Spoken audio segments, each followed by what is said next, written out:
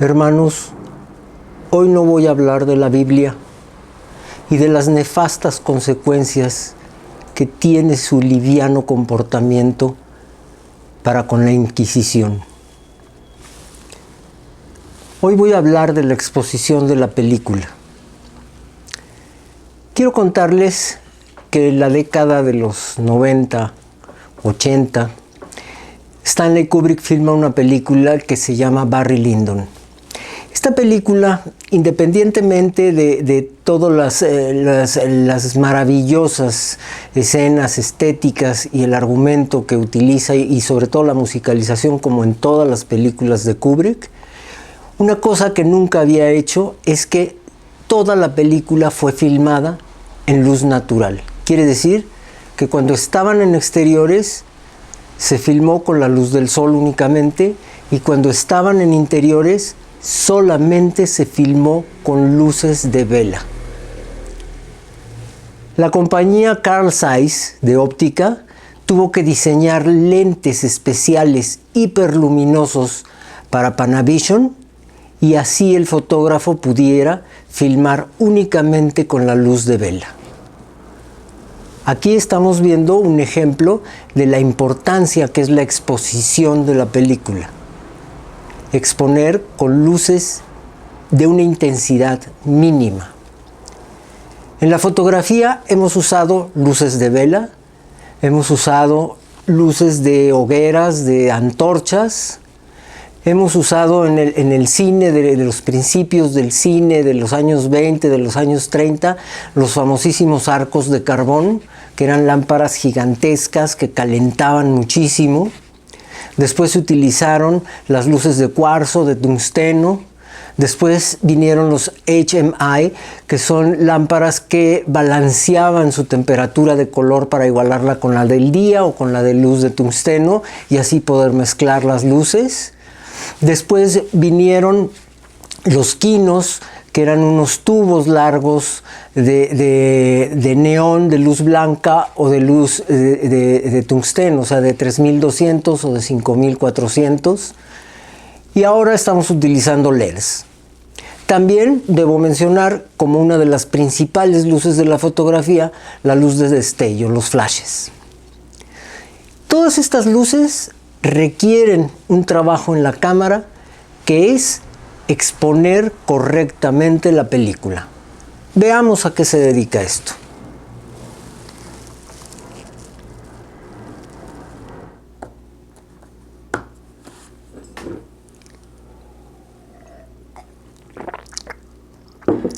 Ya que quité mi libro y los huesos que utilicé para hacer esta farsa monacal,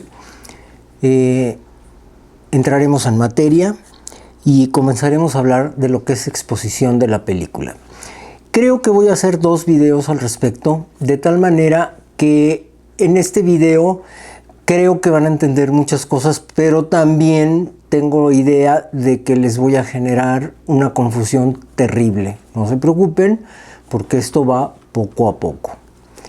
Exponer la película implica, pues lo que la palabra dice, exponer a la luz la película, porque bueno, finalmente la fotografía es una huella de luz, sea análoga en cualquiera de sus tipos históricos hasta el siglo XX y hasta 1990, que todavía se utilizó la película análoga, o digital, no importa, es exponerla a la luz.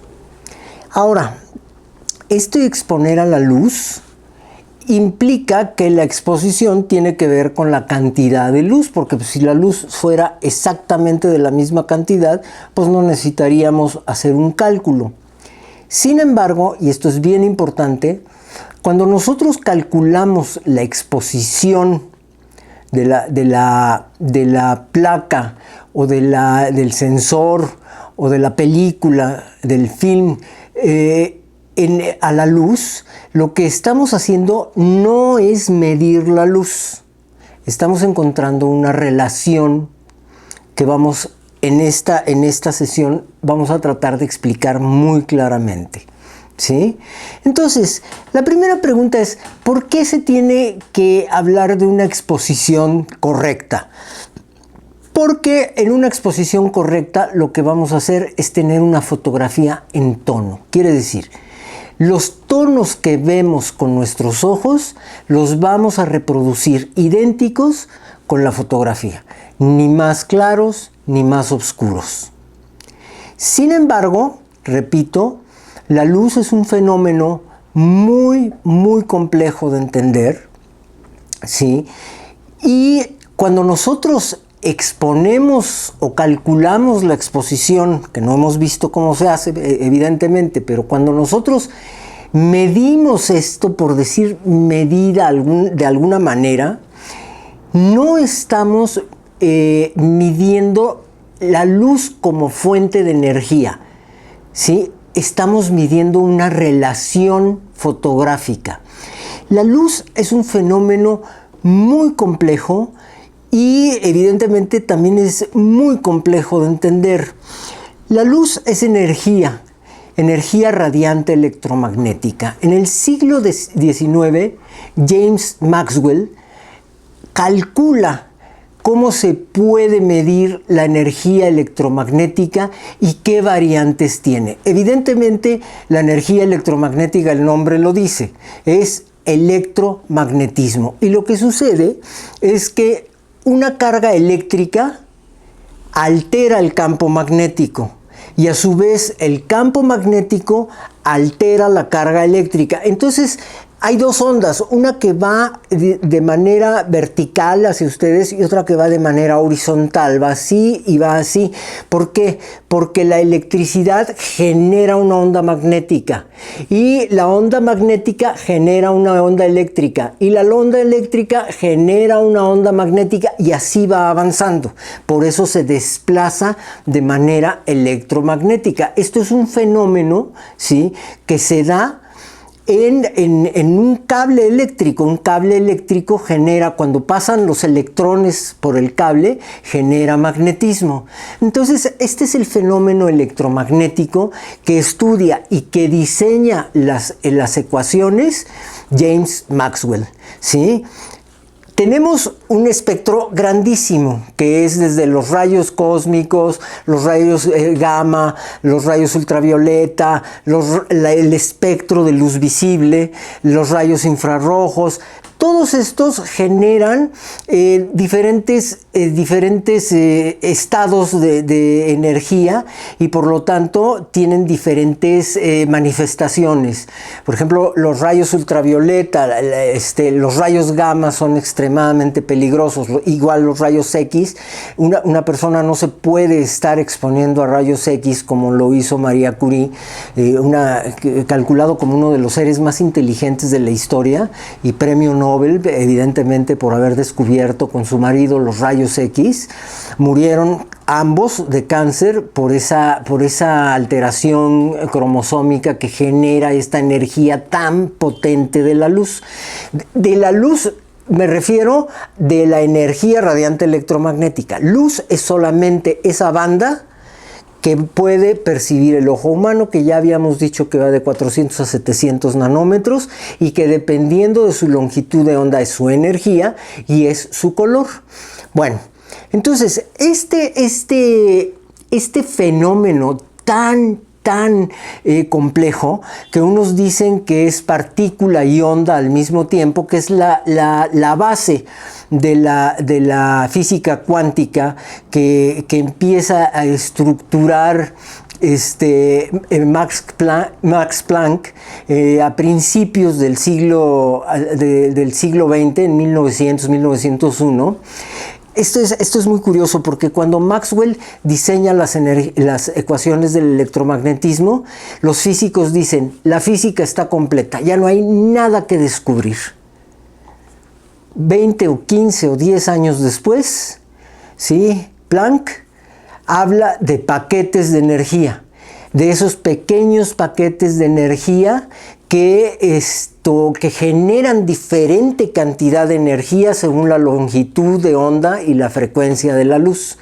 Entonces, esto modifica completamente lo que es la mecánica clásica, la mecánica newtoniana, y empieza la mecánica cuántica, que ahora está de moda, ¿no? Todos estos fenómenos extrañísimos de la mecánica cuántica, que para el mismo Planck hubo una serie de fenómenos. Él hizo una constante que se llama la constante de Planck, que es una constante pequeñísima, es 6.8 creo por 10 a la menos 34, que se divide entre la longitud de onda de la partícula, y eso da la energía. Cuando hacen estos cálculos y llegan al ultravioleta, hay lo que en la física se le llama la catástrofe de la ultravioleta, porque los cálculos no dan, porque les parece tremendamente, les parece un error la cantidad de energía que genera la luz ultravioleta, una cantidad impresionante. Es la energía atómica, es la energía que nosotros vemos que es, pues, que es inmedible, ¿no? La energía del Sol mismo, ¿sí? La de la fusión, la de la fisión, toda esta energía altísima y grandísima. Pues todas estas energías son luz, y la luz se comporta, ¿sí? Me dirán ustedes, bueno, y a nosotros que nos interesa saber qué es el electromagnetismo y qué es la catástrofe del ultravioleta, y por qué Max Planck hizo todo este fenómeno, que después Einstein demuestra ese fenómeno con su método del sistema fotoeléctrico. ¿Qué nos interesa? Pues porque el fotógrafo trabaja con luz. Chinganas. ¡Cállate, babosa! Ya extrañábamos los ladridos, ¿verdad? Pinches perros, pero bueno. Decía yo, ¿por qué nos interesa esta serie de elementos de las ecuaciones de Maxwell, de la teoría cuántica de Planck? Porque así como se comportan la luz ultravioleta, los rayos X, los rayos gamma, etcétera, etcétera, así se comporta la luz, incluso como el infrarrojo. De hecho, la película se vela con todos estos tipos de energía. La película tenía una caducidad, y no es que la plata se eche a perder o no es que la gelatina se seque. La caducidad es que constantemente, cada hora que pasa, la película se está velando con radiaciones extremadamente pequeñas, de altísima frecuencia y de altísima energía. Entonces, esto que nosotros fotografiamos con el espectro visible, pues sucede también con todas las ondas X, ultravioletas, gamma, cósmicas, y con todas las ondas más grandes, como los rayos infrarrojos, que lo que hace es generar calor. El calor es una energía electromagnética, por eso el calor viaja. Si yo pongo la mano aquí en la vela, siento el calor. No necesito estar tocando el fuego, porque el calor está viajando de manera electromagnética. Y hay una película infrarroja que hace sus imágenes con calor. Ahora las cámaras de seguridad, seguramente ustedes las han visto, y es ese tipo de película, una película en blanco y negro contrastadísima. Entonces, para nosotros es importante saber esto, porque la luz se comporta exactamente de la misma manera. Y porque no vamos a medir la luz, no vamos a medir esas unidades tan raras de luz como el lux, ¿sí? Como el foot candle, ¿sí? Vamos a medir una relación, no la luz. Lo que sí nos interesa es entender qué es el flujo luminoso, por ejemplo. El flujo luminoso es la cantidad de luz que emite hacia todas direcciones una fuente de luz, que tiene que ver, y ya lo hablamos en un video anterior, con los estereoradianes o con los radianes. De hecho, una de las fórmulas para medir el flujo luminoso, para medir esto, es dividir o multiplicar el foot candle por radián. Radián, recuerden ustedes que es un arco en la circunferencia que tiene la misma longitud del radio de la circunferencia, y el estereoradián es ese mismo arco, pero en tercera dimensión, o sea, en un vector de 3 dimensiones, X, Y, Z. En cambio, el radián es nada más XY, que es en un plano. Entonces, si yo multiplico lo que es un foot candle por un estéreo radián o por un radián, voy a sacar lo que es un lumen, que es una unidad de iluminación. El lumen efectivamente es con lo que se mide el flujo luminoso, con lo que se mide cuál es la potencia de la fuente luminosa. Pero también hay otro término muy interesante, que es la intensidad. La intensidad es la cantidad de luz que hay en un ambiente. No solo la potencia del flujo luminoso, sino la intensidad que hay en todo el ambiente, en donde ya depende de la absorción y de la reflexión que tiene la luz. Y esta intensidad se mide en luxes. Los luxes y los lúmenes tienen las mismas, tienen las mismas unidades, así como el lumen, ¿sí? Es el foot candle por el radián, el lux es el radián, el lux es el lumen sobre metro cuadrado. Quiere decir que despejando esto puede uno entender cada uno de estos conceptos de la potencia, o sea, del flujo luminoso y de la intensidad. Ahora, lo que a nosotros nos interesa, ¿sí?, no es ese fenómeno de la intensidad o de la potencia de la lámpara, ¿sí?, sino cómo vamos nosotros a percibir esto para traducirlo en un sensor o en una película y que nos dé un resultado literalmente real. Si yo hubiera puesto estas velas con esta iluminación, ustedes no lo creerían. Dirían, no, pues es que una vela no tiene estas características ni de color ni de intensidad.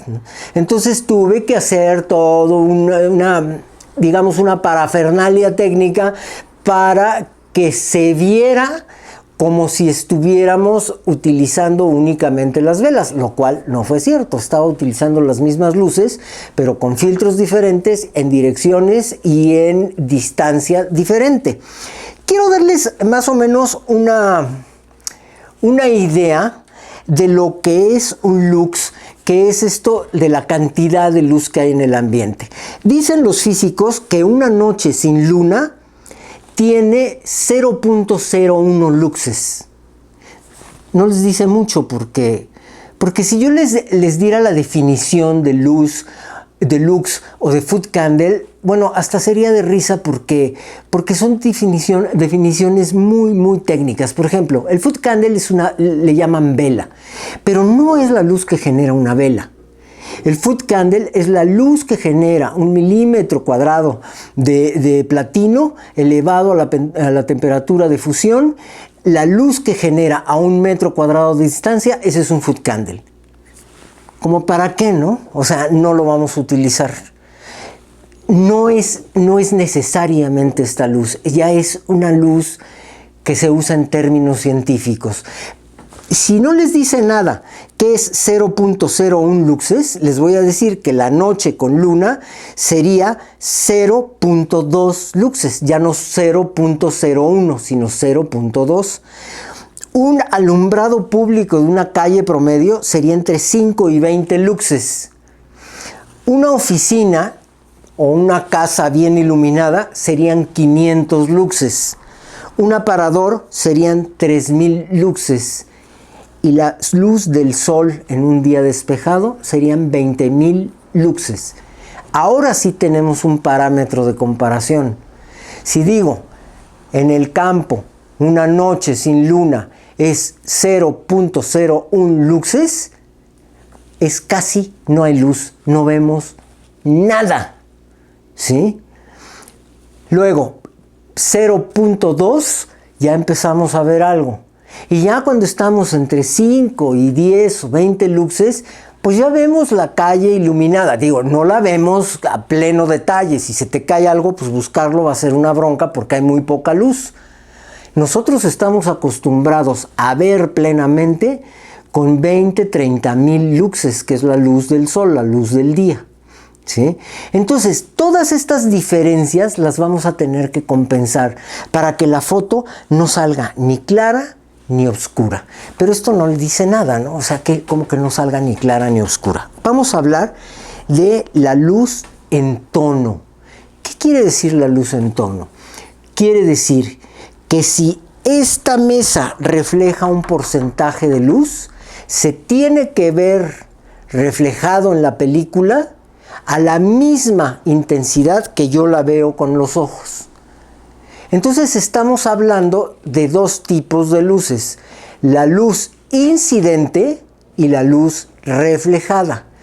La luz incidente, y esto lo vamos a ver mucho cuando empecemos a hablar, y yo supongo que va a ser en el siguiente video, del uso de los exposímetros y de los tipos de exposímetros, que son exposímetro, el que puede medir la exposición. La luz incidente es una, la luz reflejada es otra. Por ejemplo, a mí me está incidiendo el mismo tipo de luz, pero este papel que es blanco refleja mucho más la luz que mi tez, que no es completamente blanca, o que mi cabello, o que la camisa, que es bastante más oscura. No podríamos decir que aquí hay más luz que aquí. Hay la misma luz, porque las fuentes de luz son las mismas. La diferencia es que esto refleja un 93, 92, 91% o 90% de luz, y esto refleja a lo mejor un 40, un 45 o 50% de luz. Entonces, ¿con qué luz realmente retratamos? ¿Con la que llega o con la que refleja el objeto? Pues por supuesto que con la que refleja, ¿no? Aquí puede haber 10,000 watts que te dan, a lo mejor, medido científicamente, 35,000 luxes. Pero si yo voy vestido de negro y soy de piel muy oscura y el fondo, como en el cuadro, es completamente negro, pues aunque haya 10,000 watts, voy a tener que abrir y manipular la cámara para que salga la imagen y no quede oscura aún con los 10,000 watts. En cambio, si está esta luz, que yo creo que no sobrepasa los 300 watts, ¿sí? Y todo está de blanco y reflejando, pues necesitaríamos manipular la cámara para que esto no quede ni claro ni oscuro.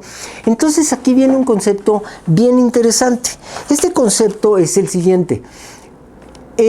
Nosotros estamos retratando porcentajes de reflexión, y esos porcentajes de reflexión se reflejan en grises. A mí no me interesan los colores.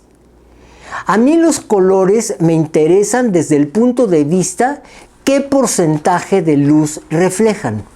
Entonces, imaginen ustedes que este estuche de los lentes, que es azul, y no sé, algún objeto rojo, vamos a suponer cualquier tipo de objeto rojo, no sé, una tapa o un filtro. A ver, déjenme agarrar un filtro.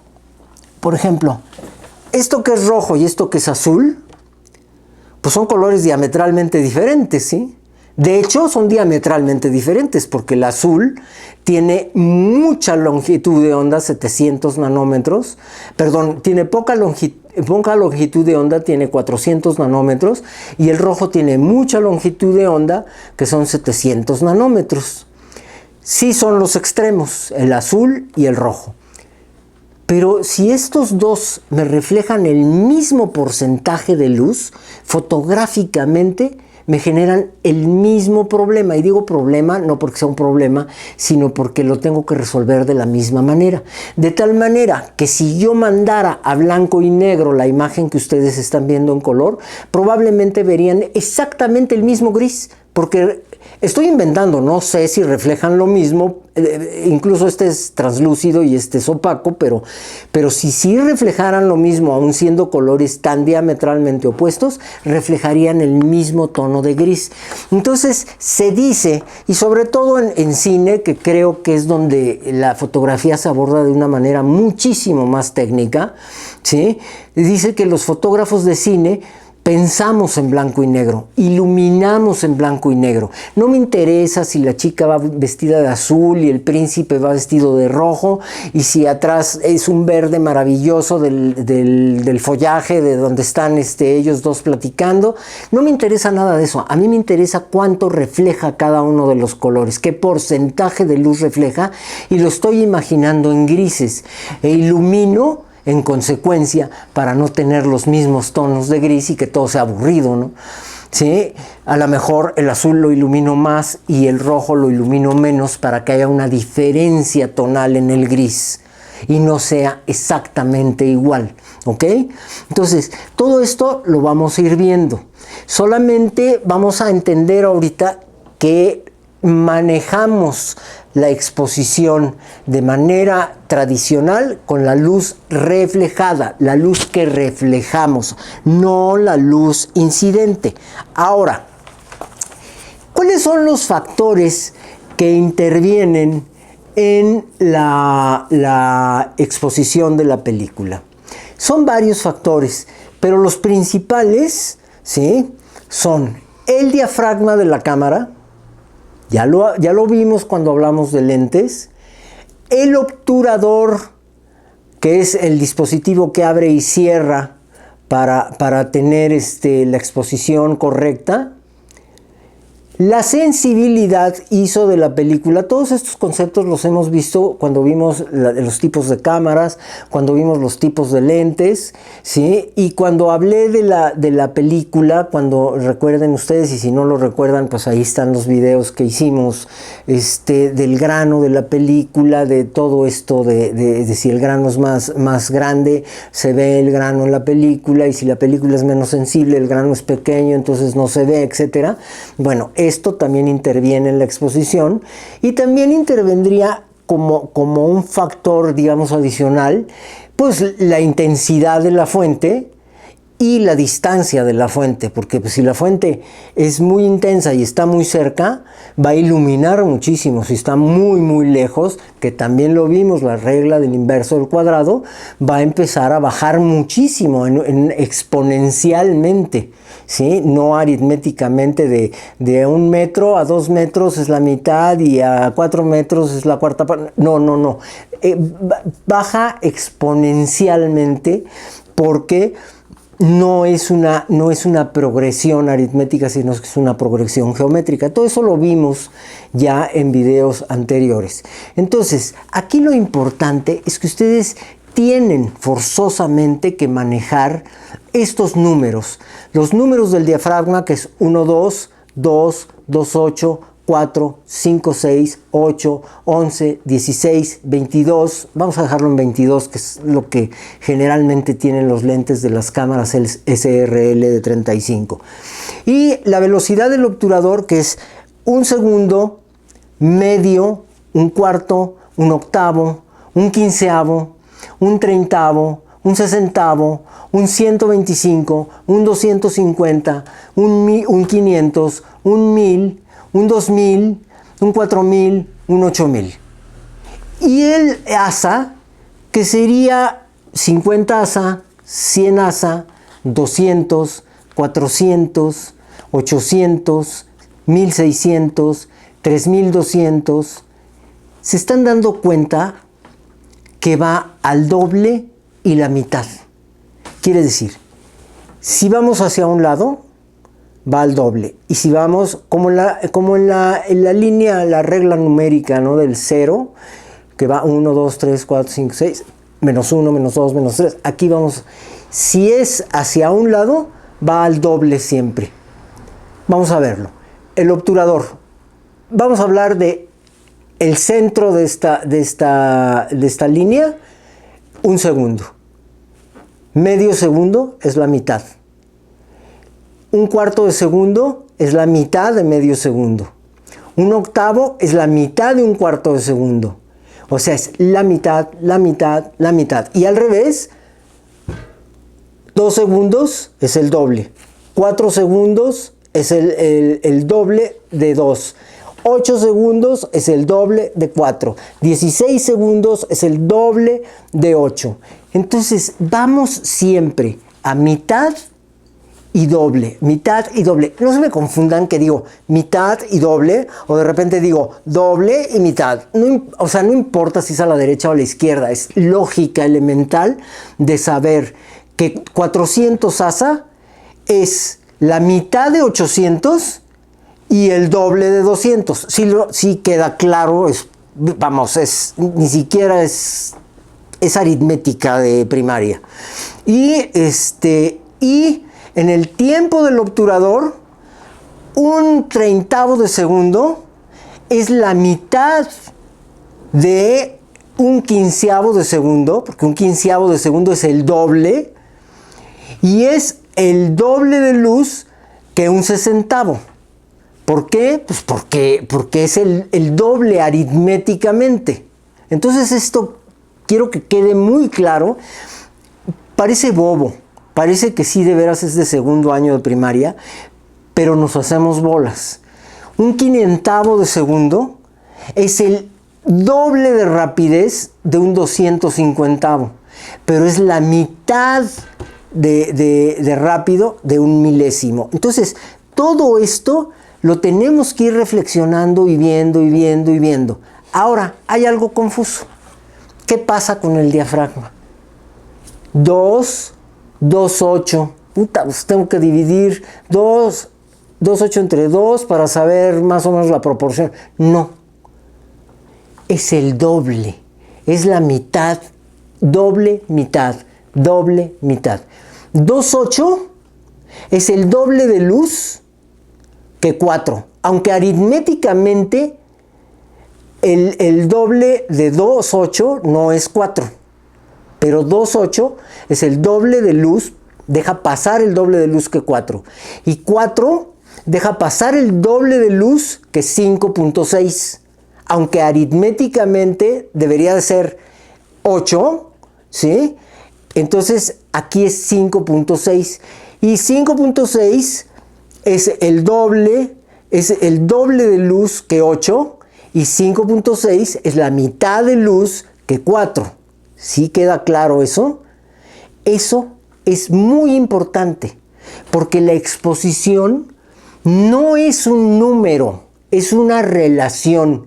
Y se puede variar la relación de la misma manera que podemos en una balanza poner una pera y una manzana y cambiar la pera y la manzana, y el peso va a ser exactamente el mismo. ¿Sí? Sí queda claro esto. Entonces, cuando nosotros encontramos esa relación, encontramos una relación que puede ir variando y ser la misma relación. Dejar pasar exactamente la misma cantidad de luz, aunque los números no sean iguales. Entonces entiendan que los diafragmas van por el doble y la mitad, doble y la mitad. Para un lado es el doble de luz y para el otro lado es la mitad de luz. Como dije, 8 comparado con el diafragma 11 es el doble de luz, pero 8 comparado con el diafragma 5, 6 es la mitad de luz. Ahora, ¿quién nos da esa relación? Pues el exposímetro. El exposímetro que en esta sesión no les voy a enseñar a usar, lo vamos a ver la próxima sesión. Pero eso es lo de menos, o sea, a mí lo que menos me preocupa es enseñar a usar aparatos. O sea, los aparatos son muy fáciles de utilizar y lo vamos a ver. A mí lo que me interesa es que entiendan qué es lo que sucede, qué es lo que pasa. Entonces, el exposímetro nos va a dar una relación de diafragma y obturador. O sea, de la cantidad de luz que dejo pasar a través del lente y del tiempo de luz que voy a exponer la película o el sensor. Y depende de qué, de la intensidad de luz, ¿sí? De la iluminación, de la luz que hay en el ambiente y de la sensibilidad de la película. Entonces, dejo pasar una cantidad de luz y dejo exponerla un cierto tiempo en la cámara, dependiendo de qué cantidad de luz hay en el ambiente y qué sensibilidad ISO tengo en la cámara. ¿Ok? Eso es lo importante. Antes de empezar a hacer este juego de diferencias, quiero explicarles algo. Ustedes ahorita, espero que no se lo estén preguntando, y si se lo están preguntando, yo les aconsejo que vean todos mis videos para que entiendan un poco más lo que es la fotografía. Pero ustedes han de decir, ¿para qué necesito esto si las cámaras tienen automático? Le pongo en automático y me vale madre, ¿no? Ya, salió la foto. Pero salió la foto... Ay, perdón que lo diga así. Yo siempre he comparado los automáticos de las cámaras como estar con alguien que es un pendejo con iniciativa. Una cámara es un pendejo con iniciativa. Porque sí te da la relación, pero no te da lo que tú quieres de la imagen. Puede ser que quieras exponer a tono a un personaje y que el fondo esté claro o esté oscuro, pero a lo mejor te expone a tono el fondo y el personaje sale completamente negro. Eso es lo grave. Eso lo tenemos que manejar nosotros, porque las cámaras no tienen inteligencia artificial y nos leen el pensamiento y dicen, este güey seguramente quiere esto. Nosotros tenemos que saber qué queremos con la imagen, saber qué relación hay entre una luz y otra para saber qué es lo que va a pasar. Y sabiendo qué es lo que va a pasar, tratar de compensarlo o tratar de sacar el mejor partido de la imagen. Otra cosa que deben estar pensando es, bueno, está bien, pero pues nosotros vemos la foto luego en el cristalito de la cámara. Ese cristalito de la cámara sirve para pura madre, porque no es fiable. Yo antes cuando era muy visible, cuando las televisiones eran de cinescopio, ¿no? Y entonces veías una tele Hitachi, una Sony y una Philips, y las tres pinches teles se veían diferente. Vas a la tienda y ves todas las marcas de tele y hasta las marcas, no sé, había una serie de marcas como Patito, todas las teles se ven diferente. Si hoy vas a una tienda donde vendan pantallas y ves las pantallas, aunque es mucho menos evidente, todas las pantallas se ven diferentes. ¿Qué quiere decir esto? Que si saco una foto con una cámara y otra persona saca la misma foto con el mismo modelo de cámara y los dos vemos las pantallas, no la vamos a ver igual, porque las pantallas se ajustan en luminosidad. Las pantallas de la computadora se ajustan en luminosidad. Entonces tú en tu computadora la ves a toda madre y luego la ves en el teléfono y dices, puta, está oscurísima. Porque las luminosidades de ambos equipos se pueden ajustar y son diferentes. Por eso es importante medir la luz. No usar los automáticos y no hacerlo como hoy lo hacen todos los fotógrafos, entre comillas, que yo no los considero fotógrafos, que lo hacen a ojo. Entonces estás en el estudio y pues sacas una foto. Ay, güey, me quedó bien oscura. Y entonces le abres, ¿no? Y luego dices, chin, me pasé, ya me quedó clara, y le cierras. Eso no es profesional. ¿Por qué? Porque la pantalla no es de fiar. Y cuando llegas a la computadora, cuando llegas al Lightroom, al programa de laboratorio electrónico, ¿sí? Y ves el histograma, o en su defecto veías en un densitómetro la curva característica de la película, ves que está mal expuesta. Y entonces sí, lo metes al programa de RAW o lo metes a Photoshop y corriges el histograma. Sí lo corriges, pero le das en la madre a todos los valores de la cámara. ¿Para qué te gastas 100,000 pesos o 1,000,000 de pesos en una Hasselblad si al final de cuentas lo vas a estar corrigiendo en el histograma de la computadora, y así sea la cámara más precisa, el Phase One, cámaras de 1,000,000, 1,300,000 pesos, les das en la madre a los parámetros y entonces ya no estás aprovechando la perfección técnica que compraste o que crees tener. Sin embargo, un fotógrafo con una cámara mucho más modesta puede hacer una foto excelente porque está exactamente en los parámetros. Eso es lo que vamos a aprender a manejar en nuestro próximo video. Hoy les voy a dejar un reto. Ustedes me entienden que si el exposímetro dice f8,60, lo dijo porque Así lo midió. No vamos a entender ahorita cómo funciona y por qué da esa relación el exposímetro y con qué datos tienes que alimentar el exposímetro. Vamos a tomar como un hecho que el exposímetro de tu cámara o los exposímetros independientes te dicen 8,60, que te aseguro que la gente ni siquiera cuando está tomando la foto se da cuenta si está en 8,60 o en cualquier otro número, les vale más. Y aparte de todo, eso controla el movimiento de los objetos para que no te salgan movidos y controla la profundidad de campo, que ya hablamos de todos estos videos. Pero bueno, 8,60. ¿Entienden ustedes qué es lo mismo que 11,30? ¿Y qué es lo mismo que 16,15? ¿Y qué es lo mismo de 5,6 con 125? ¿Y qué es lo mismo con 4 con 250 y 2,8 con 500? Estudien eso, yo les recomiendo. Escriban la progresión de los diafragmas, si no se lo saben, véanlos en su cámara. Ojo, en la cámara hay división de diafragmas de 4, 4.2, 4.7, 5, 5.6, eso no. Estamos hablando de los diafragmas tradicionales.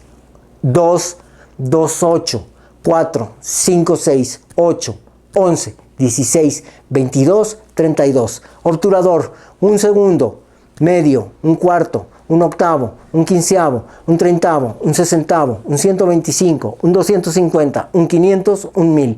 ASA, 50, 100, 200, 400, 800, 1600, 3200. Hagan ese diagrama y jueguen ustedes a que la cámara me dijo 5 o 6 con tal. Y entonces hacen una progresión de diferentes números de diafragma o de diferentes velocidades que dan exactamente la misma exposición. Con esto terminamos.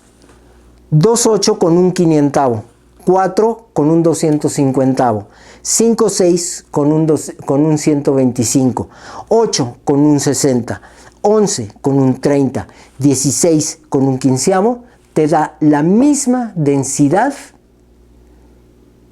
Todas estas, sacarías 1, 2, 3, 4, 5, 6 fotos idénticas en términos de densidad. Claro que no son idénticas, porque en términos de movimiento, una te puede salir movida, la de un quinceavo, y en términos de profundidad de campo, la de 2,8, pues no vas a tener nada de profundidad de campo, y la de 16 vas a tener mucha profundidad de campo, y es ahí donde empezamos a hablar del lenguaje de la fotografía. Mil gracias y nos vemos el próximo video.